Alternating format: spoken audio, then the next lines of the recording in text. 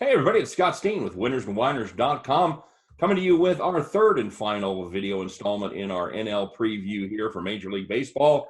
We say coronavirus be damned, we are forging full speed ahead as if there will be a baseball season. Now, what the baseball season looks like, that will be interesting and something that we might even touch on here today as far as what the schedule looks like. And I am joined, of course, by my ever-present co-host, Scott Reichel, my partner in crime over there at Winners and Winers. He is from Long Island, New York. I always like to point that out.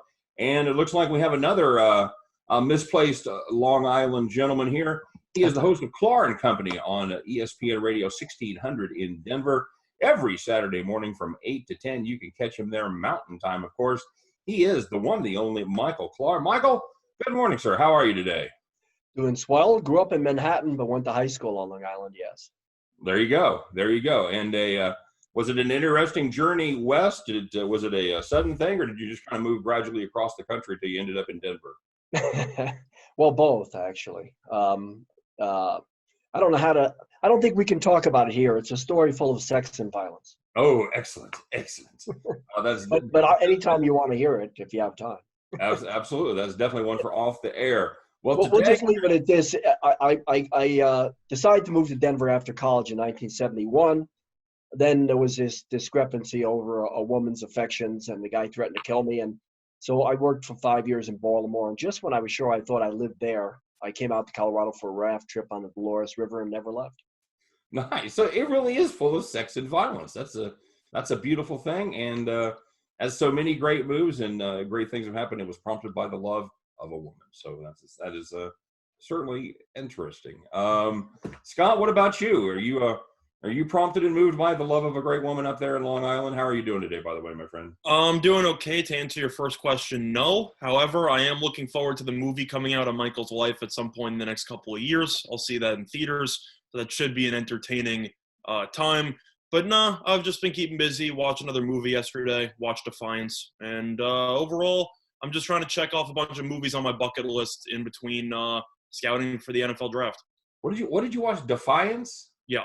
I don't know what that is. What is that? So basically, it's a World War II movie where a bunch of Jews escaped persecution by surviving in the forest, and they ended up creating basically a militia of sorts almost. It was actually pretty good. It was with Daniel Craig. And yeah, I actually recommend it. I thought it was pretty good. Outstanding. True story? Yes, based on a true story. Nice. I don't remember that one coming out. I will definitely check that out. That sounds very cool. Well, gentlemen, today we are tasked with taking a look at NL West, or Snow White and the Four Dwarves, as it's being called. It's there's really two questions. How are they going to finish, and can anybody overtake the Dodgers? We'll start with those Los Angeles Dodgers. They finished 106 and 56 last year, won the NL West going away. Their win total this year over at Caesars, and remember the win totals that I'm giving were, of course, before the virus. We'll have to see how that all plays out. But their win total that they posted was 102. Over at DraftKings, I know Scott loves the win percentage, and that is a much more relevant figure these days. Their win percentage, the over-under there is 62.5. Michael Klahr, can anybody beat the Dodgers? Probably not. Probably not. Talk. No, I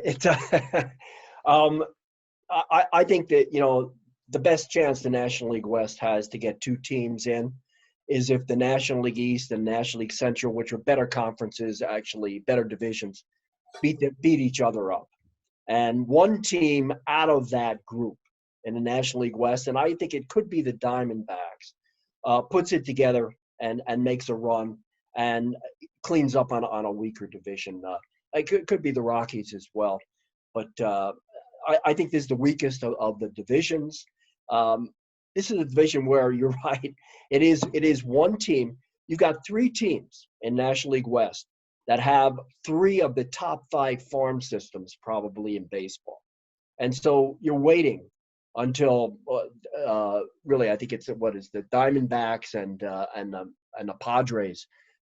Their players like come through for them, and the Giants have a decent farm system, but it's going to take a long time. So it really is a battle for second place, in my opinion. It's really hard to get away from that. The Dodgers They did lose a couple of pitchers as far as the pieces go, but they did add Mookie Betts and David Price. Price wasn't great last year. Scott had a 4.28 ERA, but he dealt with a wrist assist, which I had a bet with myself that I wouldn't be able to say that correctly the first time. He dealt with a wrist assist for the last part of the season.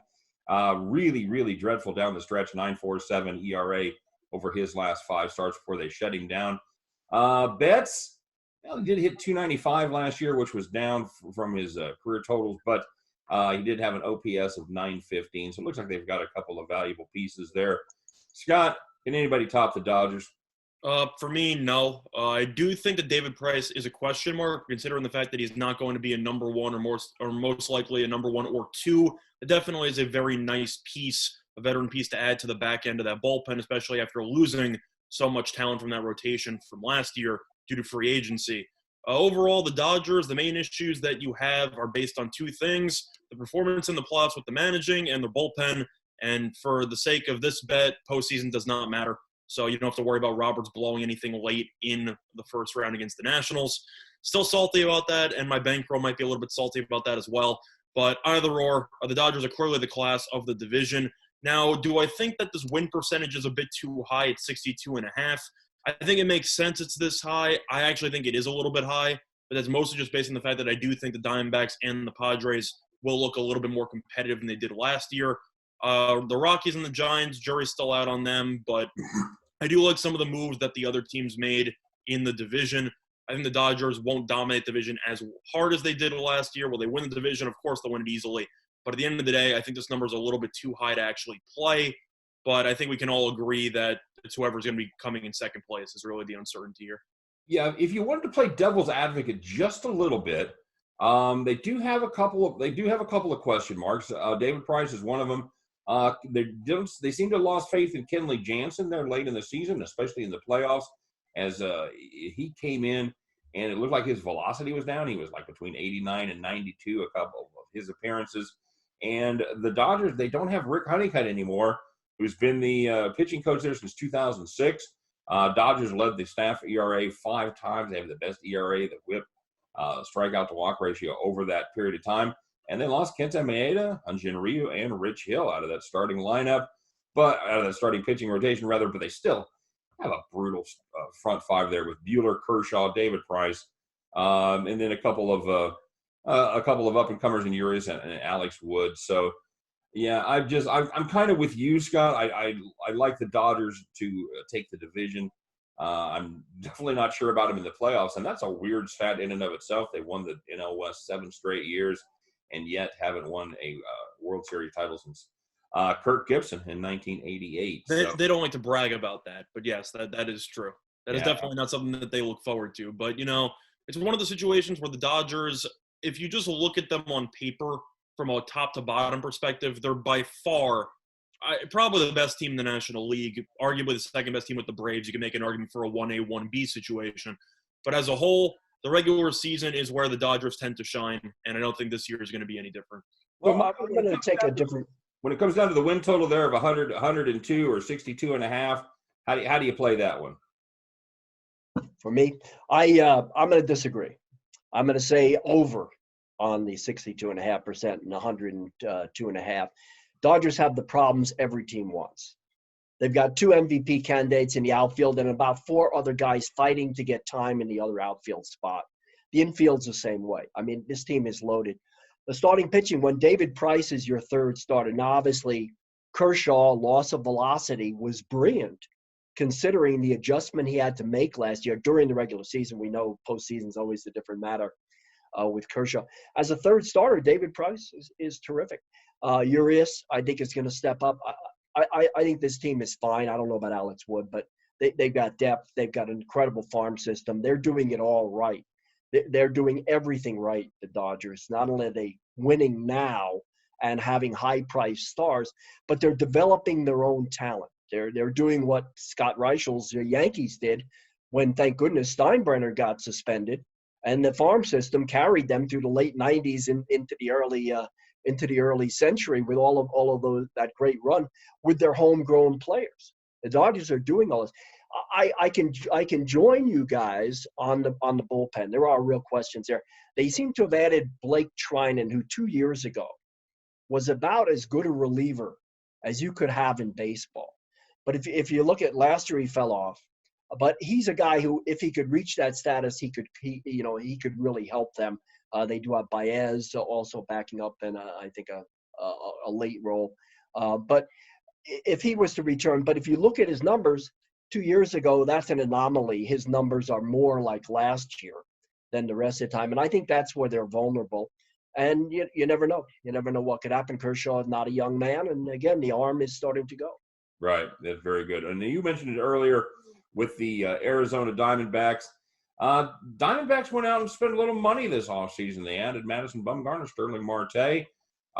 They had a fine pair of switch hitters last year in Escobar and Ketel Marte that were the first pair of switch hitting teammates in the National League to hit 30 home runs in the same season. They're only the second time it's happened in Major League history. Francisco Lindor and Jose Ramirez did it in 2018. Michael, you talked a little bit about the Diamondbacks. You got them penciled in as a solid second-place team there in the NL West? I do, and I think the 85 wins was at 52% approximately. I think is actually on the money. I think that's accurate, with one exception. You guys have had a good time this week toying with the idea of what if there's a grapefruit league and a cactus league, and what if the divisions line up differently? I thought that was amusing what you guys were doing earlier in the week. If the Arizona Diamondbacks play the whole season at home, all bets are off. I mean, they could surpass that 85. Otherwise, they're not. They're not a brilliant team. Bumgarner is a great addition for intangibles, but like Kershaw, the fastball isn't what it was. He made a very nice transition, but can he, and if he is not the actual throwing leader here, if he isn't a dominant pitcher, will those intangibles, that tough, big game attitude, how much can that translate when you're not doing it yourself on the field? I think the pitching staff, like every other pitching staff in this division, except, even the Dodgers, there's question marks there, as you guys pointed out. I think is a big question, but I think it's a great addition. But the other addition is that they're having a Marte Parte in Arizona. Very good. With adding to Ketel, they've added Starling, and I think that's a great addition. I think the starting lineup is terrific. They've done a great job finding talent, not always where others have missed it. I think if I look down at some of these guys, Cole, Calhoun can hit with power. I think that's a nice addition too. I think Christian Walker is the real deal. I think he will have a solid season again. Ketel Marte may not hit the same heights, but I think he's here to stay. Love the lineup. Question pitching. Robbie Ray has great stuff. I'm surprised he didn't have a better year last year. Earlier in his career, he looked a little better there. So like the rest of the division, the pitching is skeptical. Again, if they're not playing every game at home in Arizona, I think they're going to have to get lucky to beat out a Central or an AL East team for any wild card. Interesting. Now, Scott, he touched a little bit on Robbie Ray there. Robbie Ray and Nick Ahmed, probably one of the best fielding shortstops most people have never heard of. Scott, Robbie Ray had an interesting stat, and talking about going deep here. He joins Chris Sale as the only two pitchers in Major League history to have 200 strikeouts in fewer than 175 innings in 3 different seasons. Robbie Ray did that in 2016, 2017. As Michael mentioned, he had a little bit of a down year last year. But Scott, is Robbie Ray probably one of the better pitchers that most people aren't familiar with because they play out there on the West Coast? I think he's pretty good, or at least he used to be. Now, I think he's definitely lost a step or two if you've looked at his numbers in the last couple of years. But I'm also kind of surprised Arizona even kept him. If you remember, he was actually being linked to a couple of moves right before the trade deadline last year, particularly to my Yankees. There were rumors that the Yankees might trade some prospects to the Diamondbacks for Ray, and the Diamondbacks ended up holding on to him and ended up making a late playoff push. Now, if you look at the actual team, I agree on paper, it's not necessarily the flashiest team, even though the Bumgarner move was definitely a surprise of the offseason. I definitely didn't expect Bumgarner to go to Arizona, who typically don't spend a lot of money during the offseason. They spent the money on a clear ace on the rotation. Now, if you look at the rest of the team, they did win 85 games last year, and now they bring in Bumgarner. Now, I know that they finished right outside the playoffs as they ended up finishing 4 games out of the wild card. But if you look at the rotation, I know Bumgarner at 1, despite the fact that he might not be as good as he used to be, he's still a very solid pitcher, and you trust him in big games, arguably over any other starting pitcher in the league. Robbie Ray, he's kind of hit or miss. I think he's an average number 2. I'm actually a big Zach Gallen guy, who's the number 3 starter. Even though his record wasn't that great last year, he still had a sub-3 ERA in each of his first 2 seasons. Definitely turned into a very underrated pitcher who probably will get paid a lot of money within the next couple of years. He's only 24 years old. He has very good stuff, and I think that he is a very solid number 3. I think he could be poised for a potential breakout year with the Diamondbacks. And other than that, you have Kelly at the 4, who's okay, and then the number 5 is a little bit unknown, but it is currently Luke Weaver, according to projections, and he is a pretty mediocre pitcher. So the top 3 for the Diamondbacks rotation is pretty good. The bottom 2, I think Kelly's okay. Weaver, I'm not that high on. But the main issue I have with the Diamondbacks is going to be the bullpen. And I keep mentioning this over and over again. Do you really trust former starter Archie Bradley to be closing games for you in the 9th inning? I'm a little bit skeptical on that. He is a little bit volatile, and he was pretty hit or miss. He definitely had some highs last season. But as a whole, I'm a little bit skeptical on that bullpen, and I think that they could be in line to potentially blow some games late in that division. But as a whole, I think they're clearly the second-best team in the division. And at 51.5% on DraftKings, I'll lean to the over. I think they should probably get over that number. And if they play in Arizona, like Michael alluded to, then I feel like this number should definitely climb. So for me, I'm going to take the over. Well, they brought in Mike Leake as well. You're not a big Mike Leake fan?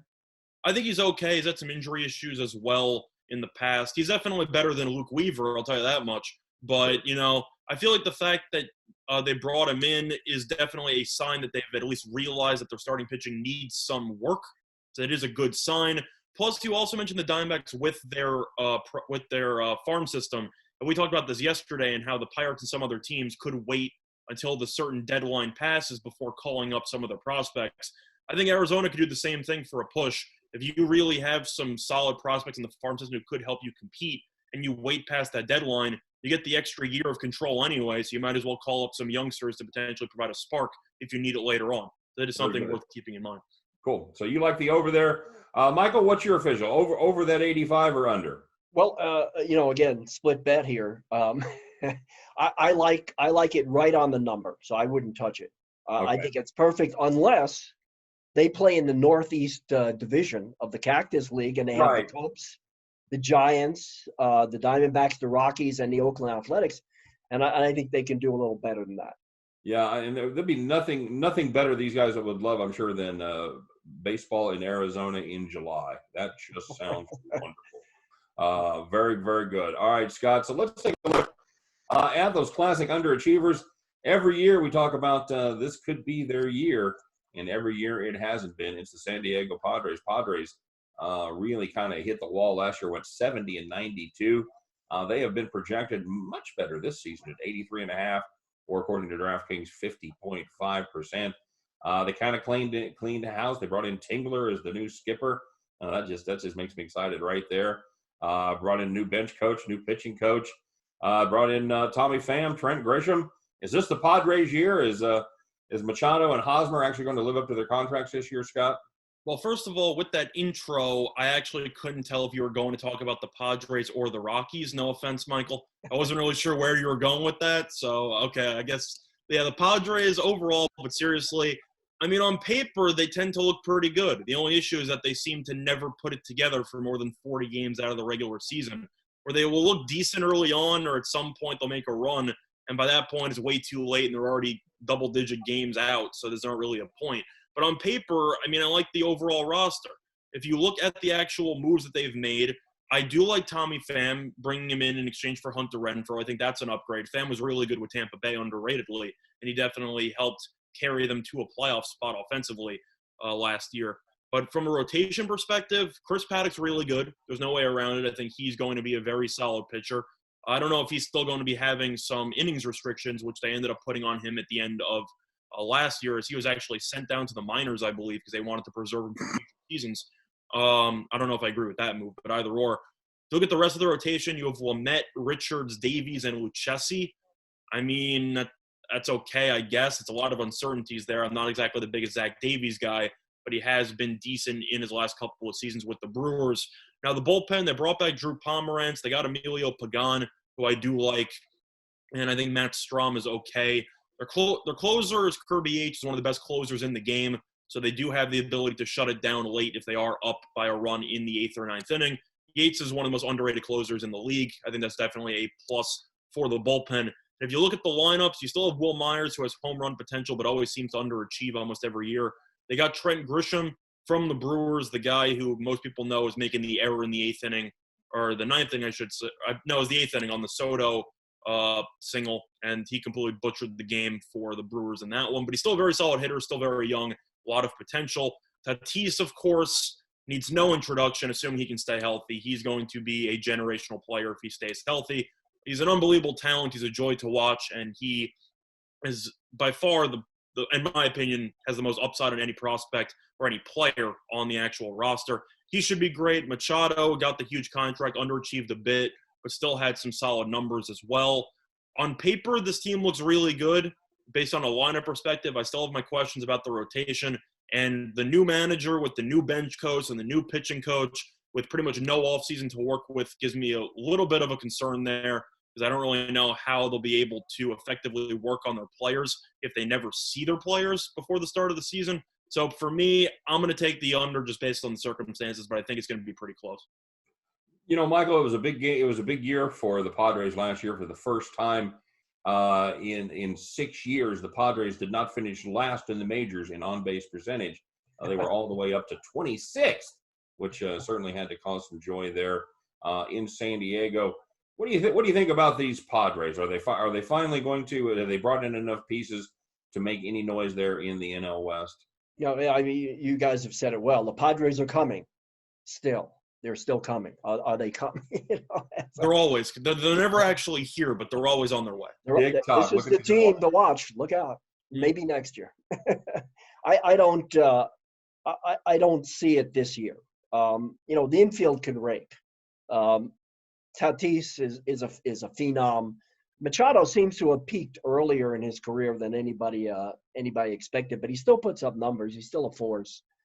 He's just not the player he was or looked like he would become. I expect a better year out of Hosmer at first base. I think Hosmer has some upside he'll reach, And they have some outfield bats. Pham helps you on base percentage. That you aptly talk to.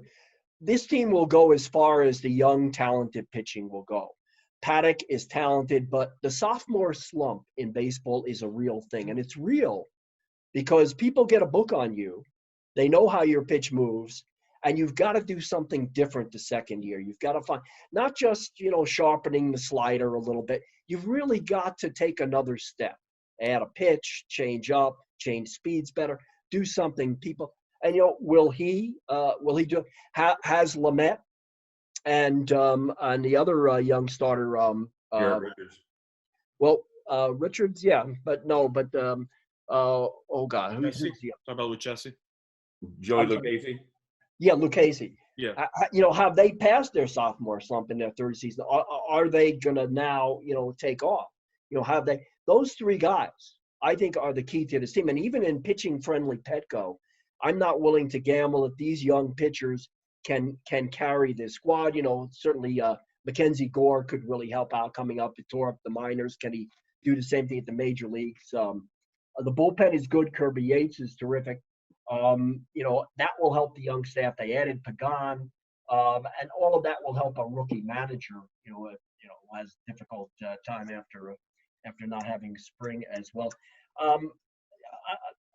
I can't go over on 83.5, but I think they're a 500 team. I think it's a little close there to 50%. I wouldn't say I feel strongly either way, but I don't see this team winning more than 83. That sounds like we're on the exact same page. I said it would go under, but slightly. It's basically exactly what I just said.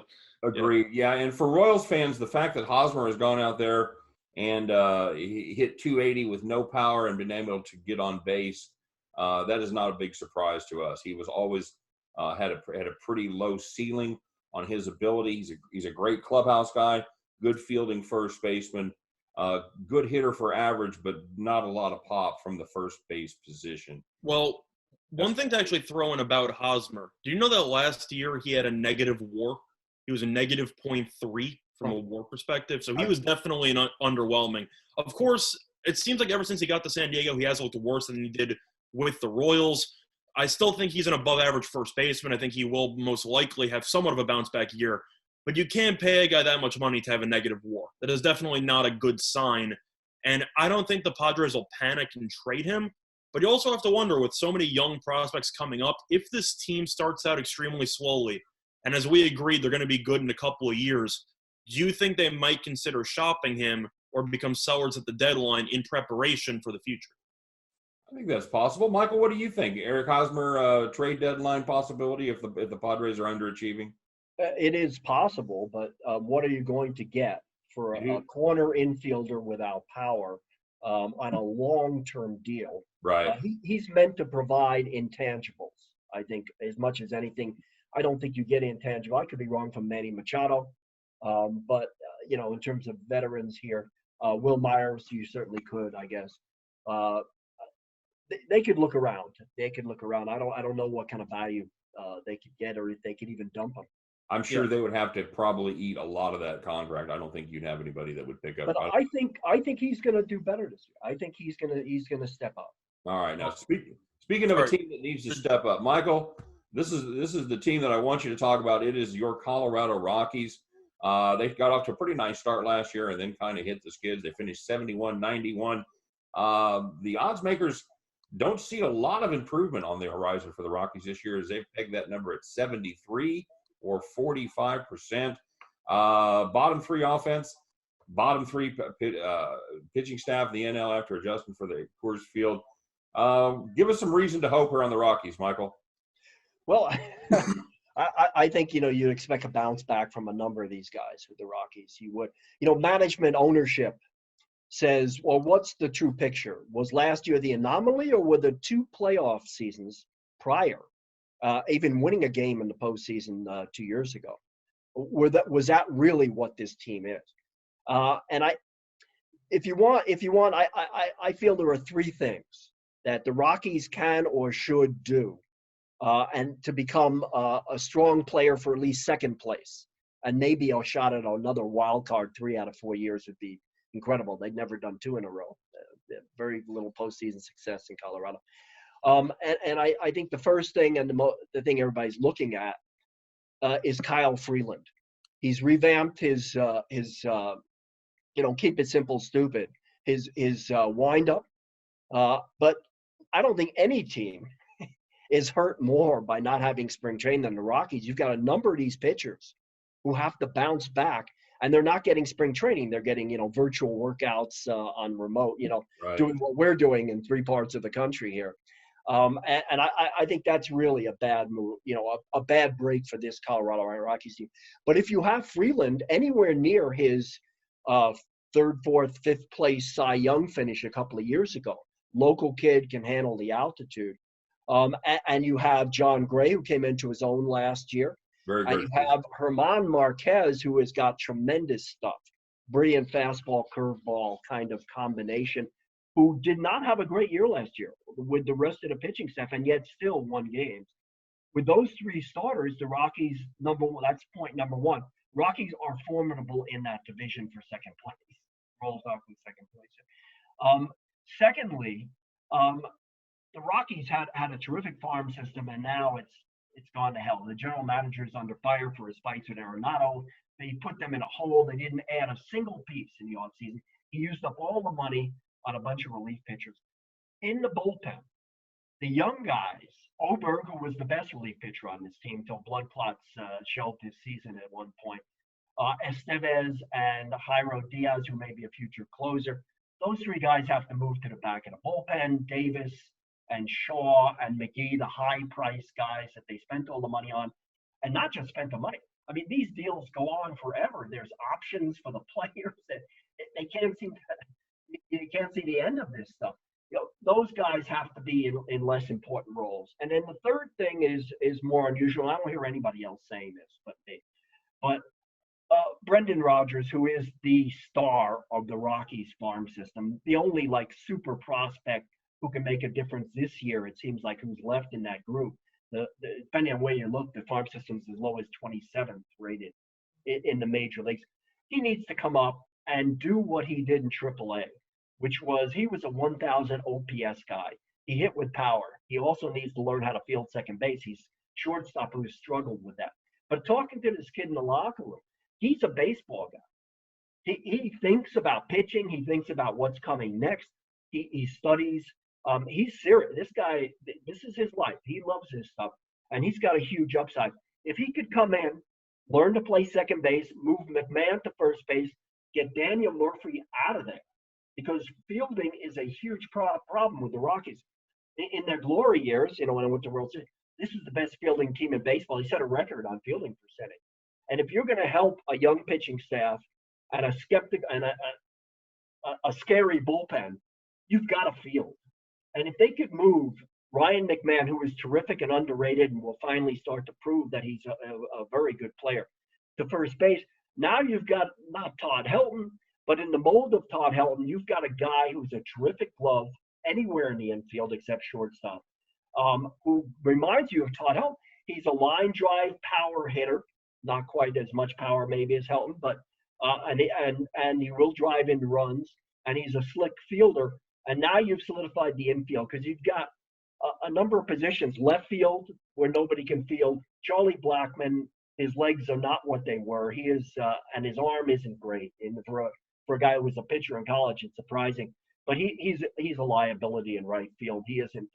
And so you've got three positions manned by guys. Daniel Murphy should be in the American League. These are American League players. And so if those three things happen, the Rockies can make some noise again. Yeah, they've really got three guys that should be DHs that are playing in the field, and that is a tough outfield to play. You need some wheels. You got to cover some ground out there in Denver. Yeah, and Michael, you absolutely touched on it, and they've not had great luck with their free agent signings. Brought in Wade Davis, Brian Shaw, Mike Dunn, Daniel Murphy, Gerardo Parra. Basically, took about $100 million and just kind of lit it on fire. Scott, any hope for these Rockies? For me, no. Let's just put it delicately. I'm less optimistic about their chances than Michael is. Overall, on paper, everyone knows the Rockies lineup, especially in their ballpark, is usually good. But it's the same story every year. Their lineup is very talented, and their pitching is almost non-existent. And even though I do think that Freeland, it's kind of crazy how quickly he fell off the map. He was starting the NL wildcard game a couple of years ago, and then he was sent to the minors last year. John Gray's been around for an eternity. He's always been pretty serviceable. And Marquez, I feel like Michael touched upon it perfectly. He is pretty streaky, but his stuff is absolutely dynamic, and he has the ability, if he could piece it together, to be a dark horse Cy Young candidate in any given year. But I have to like the under here. This team basically did nothing to address any of the concerns they had last season. Is this bullpen any good? Not really. I mean, Oberg is a very solid reliever, but Wade Davis I think he's been underwhelming, and I'm putting it delicately. Do I like Brian Shaw? No. Do I like Jake McGee? No. Estevez and Diaz, I guess, are mediocre, but that bullpen for the most part is a disaster, and it was one of the worst bullpens last season as well. You look at the lineup, Arenado already requested a trade. They've gotten into arguments. I don't know if he's going to be there the whole year. Story has had injury issues. Hopefully he can stay healthy in this potentially shortened season. Blackman's probably going to be on the block. I don't really think that they should. I think they should look to shop him if anybody would take him. Same with Daniel Murphy. I was going to touch upon it with the Padres, but it also applies to the Rockies.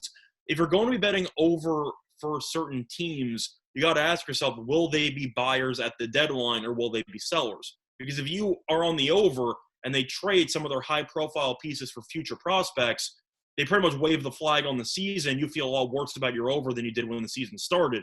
And the issue that I have with both the Padres and the Rockies, mostly the Rockies, is if the first half of the season goes poorly, which according to projections it most likely will, are they going to bring in people or are they going to send people out?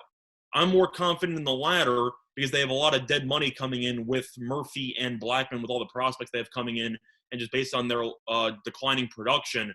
if they trade Murphy and Blackman or one of the two during the All-Star break or right before the trade deadline, you'll feel a lot better about betting the under than the over. So for me, this team has a lot of question marks, and I think that they will be sellers at the deadline. So for me, I'll lean to the under.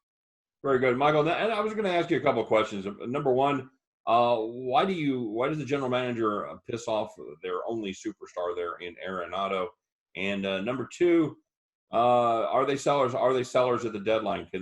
Would they take a look at dumping everybody at the trade deadline and try and rebuild? Well, it's good that the Arenado Bridich general manager thing came up here. In a way, it's a bit overblown. Arenado is a true professional. He will play regardless of what his relationship is. His relationship to the players is what matters, and he is truly an all-star, most talented guy who's ever played for the Rockies, likely a Hall of Famer if he can play long enough at this level. And so Bridich and Arenado, I think it's part of it's personal. Bridich is this Ivy League guy who's the smartest guy in the room. There's an arrogance. There's a lack of personal relationships. It's a microcosm of what you see in Houston. The numbers guys who are taking over baseball are not people persons. And they make moves that often destroy chemistry and intangibles that you can't put a number on.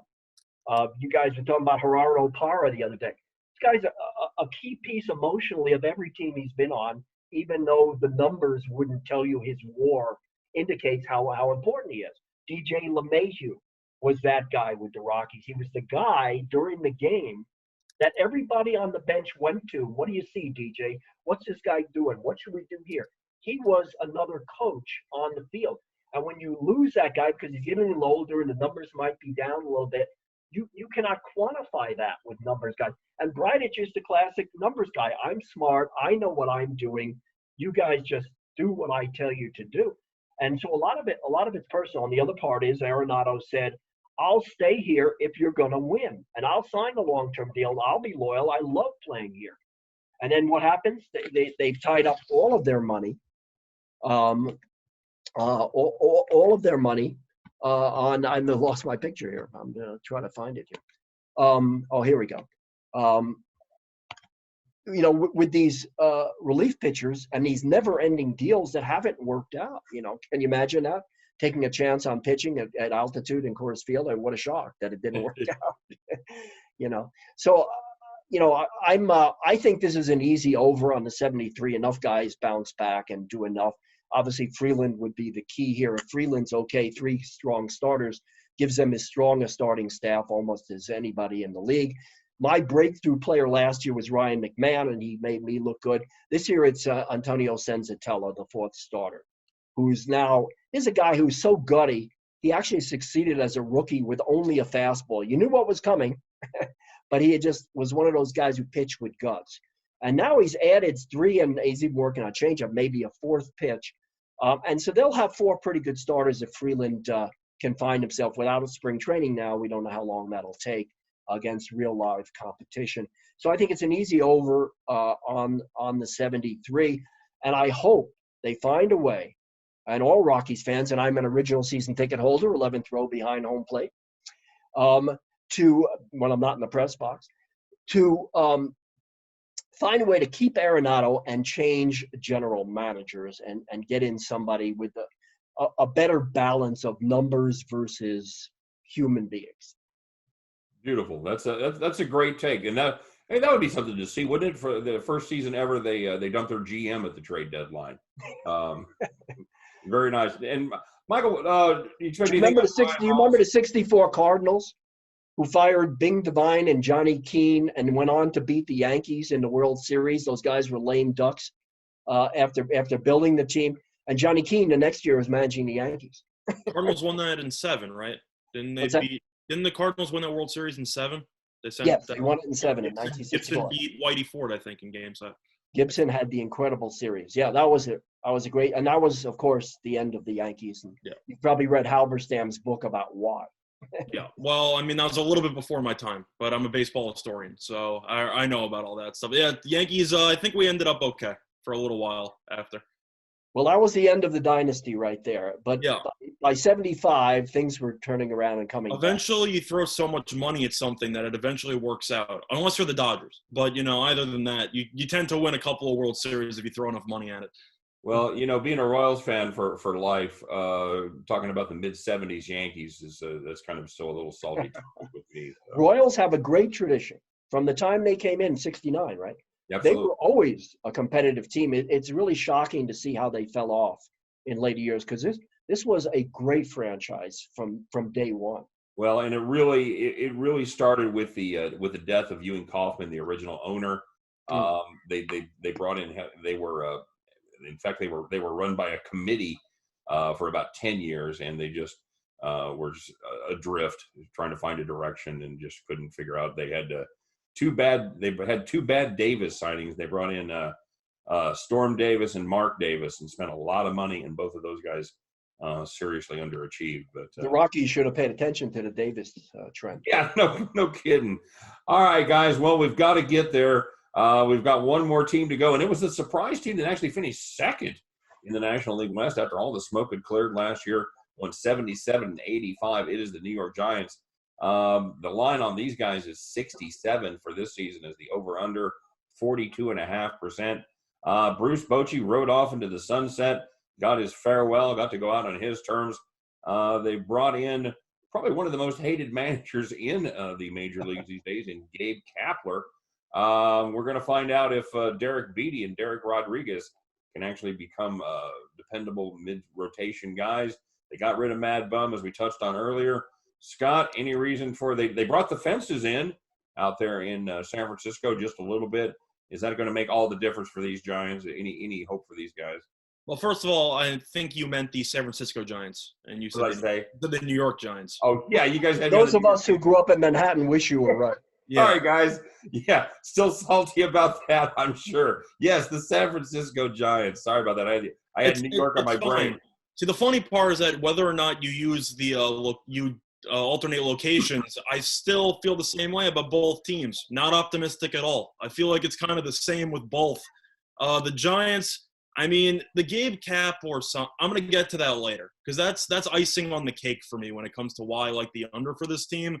But if you look at the actual roster, who's the number one pitcher? Johnny Cueto, Derek Rodriguez, Jeff Samardzija, who's been pretty underwhelming the last couple of years. It's probably Samardzija at this point. Yeah, it's a disaster. I mean, there's no way around it. Cueto was very good, but he also came in off a serious injury, pitched a little bit at the end of last season.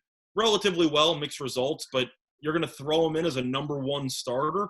I think we can agree that the Giants probably have the worst rotation in the entire division by a decent margin. I don't think it's really close. I know that they brought in Kevin Gausman. Good luck with that. He had very hit or miss results with the Braves and even with the Orioles before that. I don't really think highly of him. You got Trevor Cahill, who's okay. They got Drew Smyly, who was okay with the Phillies, but was a disaster before that. And you talk about the rotation, that's a disaster. You move over to the bullpen, I think it's also a disaster. I don't really know any of these guys, if I'm being honest. You got Tony Watson as the projected closer. You got Tyler Rogers, Trevor Gott, Sam Coonrod. You got Wandy Peralta. Now you're just making up names. What are we doing here? I don't know any of these pitchers. I'm not saying that's from a lack of research because I looked into all these guys. I'm saying I don't think the general baseball fan knows anything about any of these pitchers, which is usually not a good sign. Now, it's definitely a possibility that the bar has been set so low that some of these pitchers might be able to surprise you.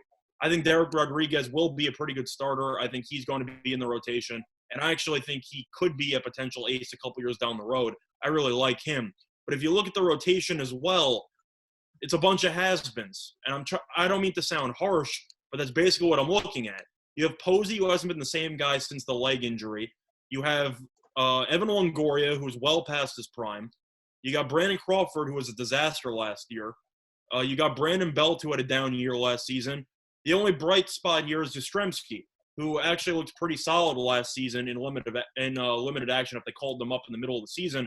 They brought back Hunter Pence, who was pretty good with the Rangers, but, I mean, there's no area in this team that I actually like. I think they're arguably the worst team in every single area. And that's not even talking about the fact that they might have the worst manager in the entire division. I think this team's going to be terrible. I mean, there's no real way for me to describe it. It is possible this team maybe gets lucky and some of their players develop faster than people hope. But I think we can agree this Giants team is probably by far on paper the worst team in the division. So I got to take the under. Man, I don't know what the Giants did to you as a child. But I'm blaming the front office. If they had actually made some moves, I wouldn't have been as harsh, but there's nothing that I liked about anything on the roster. So I have to be honest about it. They made some moves. They let Mad Bum go. And arguably even a bigger loss to the San Francisco Giants. Michael, they let Will Smith get away. Probably one of the best closers in all of baseball, is 48 for 55 and save chances since he took over in 2018. Who are they going to miss more, Mad Bum or Will Smith? I think Will Smith. Although if you're not ahead, you don't. What would Will Smith do for you to save? What would he save? Right. Yeah. If you're never ahead, Scott Reichel certainly said it well. Talk about old guys. No one wants to age in dog years, but how about catcher years? When you watch Buster Posey at the plate, this proud guy, Hall of Fame caliber talent, when he's really at it, when he's really at it. It's just sad, Cueto, Samardzija. The only hope for this team, as Scott mentioned, is the man they call Little Yaz. But even his grandfather, I think at his peak in 1967, winning the Triple Crown, Carl Yastrzemski couldn't lift this mess. I think they are old. And what's even worse for this team, and I mentioned it off the top, they've got probably a top third farm system. But the talent in that farm system is at the bottom. They're all guys who are not coming this year or next year. Right. They're young guys. And, this is quite a hole and these are some of the best fans in baseball. The fans in this at Oracle, and again, this team should change players as much as they change stadium names. Then they'd be better off, like Scott was alluding to. But the fans are going to have to live for a long time with nothing to root for here. It's hard to win less than 67 games, so it's hard to go under. Maybe one of you will. But this team's got problems. The only thing that's amusing to me is Gabe Kapler, who was a horrendous fit in Philadelphia, which has maybe the toughest fans you'll ever see, even compared to New York fans. Sometimes the Philly fans, like they say they boo the national anthem, whatever, they boo Santa Claus, whatever it is. But but this guy, his act will play better in San Francisco and Baghdad by the Bay, than it would have in Philly. So it's a creative choice, and I guess if you don't ever want to follow a legend, and you want to be the guy who follows the guy, right, who restores glory. So maybe Kapler's the sacrificial lamb, because this team is going to be terrible for the foreseeable future. Now, Kevin Gossman, I know his dad, but still, I think he could benefit from pitching at Oracle. He may surprise some people, and he may show what he can show and what he showed at LSU. That this guy's a pretty solid pitcher in the major leagues. I thought picking up Tyler Anderson from the Rockies, who's still overcoming surgery, I thought was also a smart move on their part. This is a guy who he's got a small margin for error, but he pitches with guile and smarts and placement of the ball and changing speeds. And he's another guy that Oracle could bring out the best in, whereas it's very unforgiving when you're that guy and you miss by a little at Coors Field. So, so those are some nice things. Obviously, losing Tyler Beatty into Tommy John surgery hurts them. There's no hope here this year, and probably not next. They have so many guys they have to get rid of, and so many prospects they have to find to bring up. Yeah, this is you guys touched on it. You both touched on it. This is an old team. In fact, this team is so old. Even their rookie was 28. Mike Yastrzemski was a 28-year-old. He's going to be 30 years old, I think, this season, and he's the young phenom, and right. and a leadoff hitter, not even a 3-4 hitter, I think, from what I'm hearing. Yeah, and he led the team. You guys talked about it. They brought him up midseason. He still led the team in home runs with 21. That's just sad. He became the first Giants rookie since Dave Kingman, 1972, to hit 20 home runs in a season. Wow. But yeah, they don't surround him with a lot of talent. It's you were right, Michael. It is that is a lot of losses when you're talking about 67 for a team to go 67 and 95.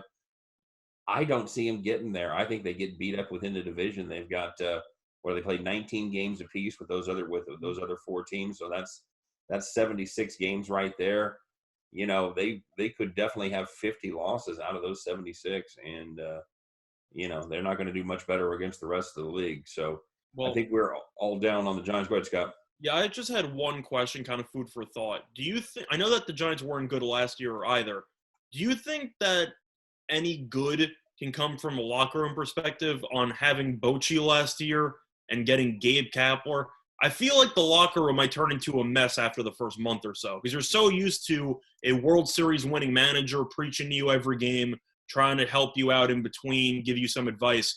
Now he's gone, and you bring in a guy who flunked out with significantly more talent in Philadelphia. Is that going to – I'm just saying, do you think that matters because they weren't good last year? Because I just think that's going to be terrible for morale. What do you think, Michael? I agree. A great comparison. Bochy, Kapler.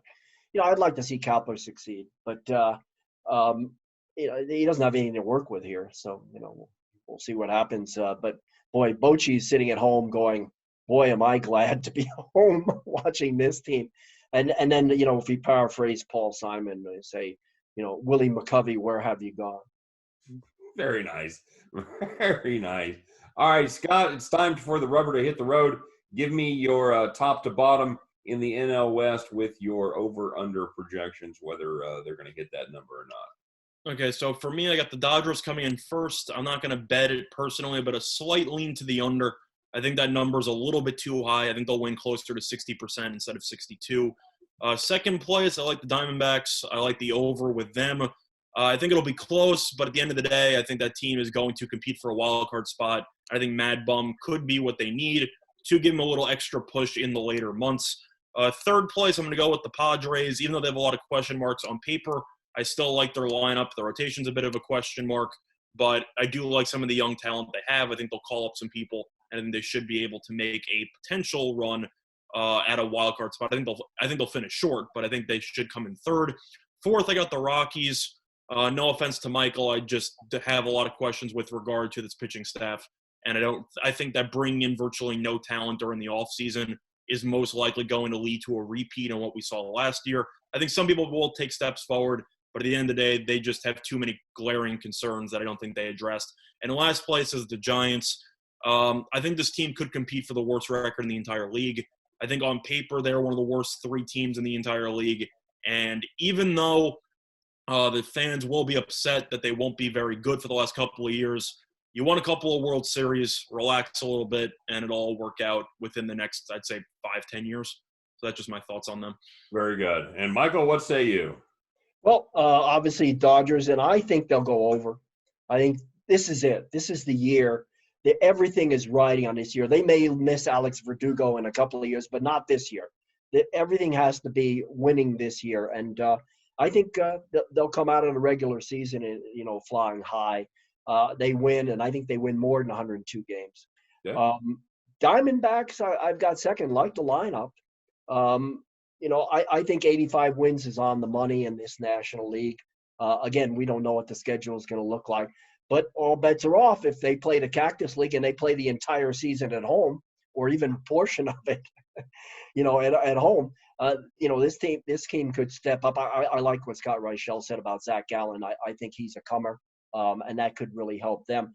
In third place, I have the Rockies. It is a bounce back. They have so many questions that it's hard to say they'll bounce back and really take second place or even chase the Dodgers as they did a couple of years ago.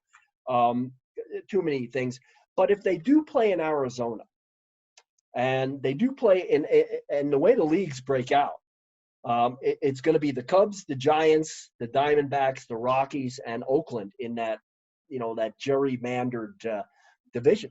That's not a bad division. And if the Rockies were to stay at their complex in Scottsdale and not have the most misunderstood problem in all of baseball, which is not the advantage that's oversold at altitude, It's the disadvantage of leaving altitude and having to hit on the road. And Charlie Blackman's come up with an idea which is so obvious. I can't, using a pitching machine where the ball breaks more, so you acclimate, and you don't give away the first few games or the first series when you're on the road on an extended trip. No one understands how exhausting it is to play at altitude and how hard the adjustment is for hitters and how much it counterbalances the advantages that they get in Colorado. And there are advantages in Colorado, no question about it. And if they have to play in Arizona all year and not travel and not have that, that's another reason why I really like them winning a lot more than 73 games, maybe getting to 500.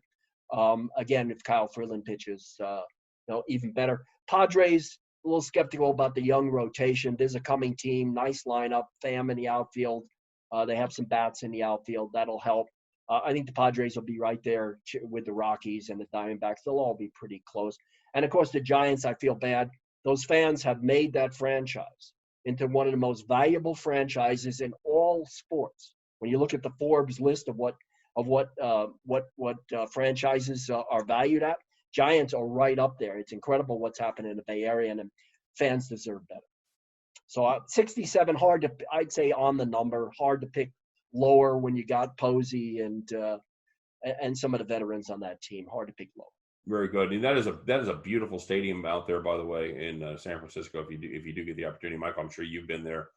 Scott, I don't know if you've been there to Oracle. I keep wanting to call it AT&T, but if you ever get the chance, if you ever find yourself west, definitely take in a game there. It is one of the cathedrals of the major leagues. I really, really like that stadium. So, question: do you recommend actually getting a seat or getting a kayak to row out into the water? Well, Scott, in a shocking development, I'm not much of a kayak guy. Really? So, really? Yeah, I'm more with Michael there, 11 rows behind home plate. Although, if you're ever going to sit up high, sitting up high in San Francisco, that's the place to get a nosebleed seat. With this lineup for the Giants and a pitcher's park that it is, you're not going to get much action in McCovey Cove. No, you're going to be spending a lot of bored hours in the kayak. All right, for me, I've got the Dodgers handling their business once again there in the West. I do go with the over 102. I think there's going to be a lot of victories within the division. I don't know that they get to 106 like they did last year, but I do think they get to 102. As far as second place, yeah, there are three teams I think that are right there. I like the Diamondbacks in a small lean there. I'm with Michael. I think 85 is a good number, but if I'm gonna step out, somebody's got to win the games. Give me the over 85. Michael, you made a great case for your Rockies. I wasn't quite convinced. I'm still going to lean Padres in third. I think both the Padres and the Rockies are set up to underachieve. I like the under 83.5 with the Padres, and I think the Rockies, even though I don't think they quite get to third, I think they get over 73 wins. I think they're going to be right there with the Pods, somewhere around that 80 win mark would be my guess. And yes, I'm going to have to go with you guys as far as the Giants go. 67 is not very many wins, but I'm with you, Scott. I think this is one of the worst teams in the National Leagues and maybe even in all of baseball. I think they underachieve and hit that under 67. So there we go, everybody. Now all we got to do is sit back and hope the baseball season actually happens. Michael, we've talked with all of our guests about their predictions. What is your prediction for what sports looks like going forward? I thought you were going to give me my World Series prediction. What's that? I thought you were going for my World Series prediction. Well, give me your World Series. I'm saying this is a year that takes people back to the 40s, 50s, even through 63. This is a Yankees-Dodgers year, 77, 78, 81. I think this is a Yankees-Dodgers year. The Yankees did so well with overcoming injuries last year. Now they've lost Severino, but still, I think that's how this one turns out. But I can't say that I have a good feeling about when and how games are going to be played, and I don't think anybody has enough information. You've got a lot of wishful thinking from sports fans, from the business community, from the unemployed, which ranks are swelling. But I can't tell you that anybody could know, even guess what's going to happen and how it's going to happen. I have been one who says I don't see them taking 26 players, all of the potential call-ups, separating them from everyone, the umpires, the stadium workers, the TV crews, keeping them isolated and playing in Arizona and expecting there not to be, even when there's testing, which there isn't. And that's the great tragedy of all this. None of us can get tested. Except very rich professional athletes, of course, are getting tested all the time. Players. Basketball teams that are not even playing are getting tested, but the rest of us can't get tested. So I don't think it's practical. I don't see it working, especially the way the virus spreads. So I think if there's a season, it'll be played at home parks, and it'll be played in the second half of the Major League Baseball season, perhaps while hockey and basketball, NBA and NHL finish up. But it's a guess. Yeah, it's definitely crazy times, unprecedented times, and you're absolutely right. Nobody knows what's going on. We've all got our optimistic hopes. I'm agreeing with you as far as the Florida Arizona schedule or the all Arizona schedule. I just don't see a way that works. We'll see what happens, and maybe we can have you back on, Michael, when we get it all sorted out, and we can make predictions with a little more accurate information as far Good. as. Now I can touch my face. Yeah, that's a beautiful thing. Michael Klahr, thanks very much for joining us here today, man. We really appreciate you stopping by, talking about the NL West with us, especially the Colorado Rockies. A lot of insight there. Continued success, sir, with your show there in Denver. And, very much appreciate you being here today. Love Winners and Winers. Love the website and like what you guys are doing on YouTube. Thank you very much for having me. Thanks very much. And, Scott, as always, what movie's on the agenda for today? You got one picked out? Not at this point in time. So I'll let you know. I got a couple poker tournaments I plan on entering within the next hour or so. So hopefully those work out. Other than that, no. Just looking forward to covering the American League with you over the next Outstanding. Couple. We're going to start on that tomorrow with the American League East. We'll take a look at those Yankees and see if they will indeed be meeting the Dodgers in the World Series. And I can tell you, as a guy here in flyover country, nothing would thrill people in Missouri more than a Dodgers-Yankees World Series. Where do I sign up? And happy Jackie Robinson Day to both of you. Maybe the greatest story in USA sports. Very good point, Michael. Thanks very much. That's it's a great day for baseball. It's also a frustrating day for baseball because everybody's wearing number 42. So it is a strange times. And yes, Jackie Robinson, great story. And the day that we celebrate him is just another tragic loss to this virus that we're not going to be able to pay the proper homage to Jackie Robinson that we do get to do every season. So maybe we'll have to double up next April 15th. That'll be fantastic. So guys, thanks very much for coming in. Appreciate it as always. And I will thank everybody for viewing and taking a look at us today. Make sure you stop by, leave us a comment, and of course, stay safe, stay healthy, stay home, and we'll get through it all together. And once again, have our sports back, hopefully sooner rather than later. I'm Scott Steehn. For all of us here at winnersandwiners.com, appreciate you guys. Couldn't do it without you, and we'll see you tomorrow for the American League East. All right, you guys take care.